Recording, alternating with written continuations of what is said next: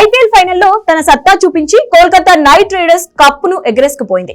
Sun Risers Hyderabad ఆశల్ని వమ్ము చేసింది. ఫైనల్లో ఆ జట్టును ఓడించింది. క్యాష్ రీచ్ లీగ్ గా పిలిచే ఐపీఎల్ లో విజేత అయిన కేకేఆర్ కు ఎంత ప్రైజ్ మనీ వస్తుంది, రన్నర్ అప్ గా నిలిచిన ఎస్ఆర్హెచ్ కు ఎంత అమౌంట్ ఇచ్చారన్నది ఆసక్తికరంగా మారింది.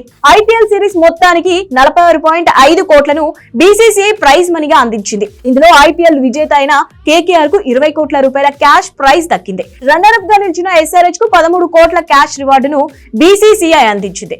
ఇంకా 3వ స్థానంలో నిలిచిన రాజస్థాన్ రాయల్స్ జట్టుకు 7 కోట్లు, 4వ స్థానంలో ఉన్న ఆర్సీబీ కు 6.5 కోట్ల రూపాయలు ప్రైజ్ మనీ దక్కింది.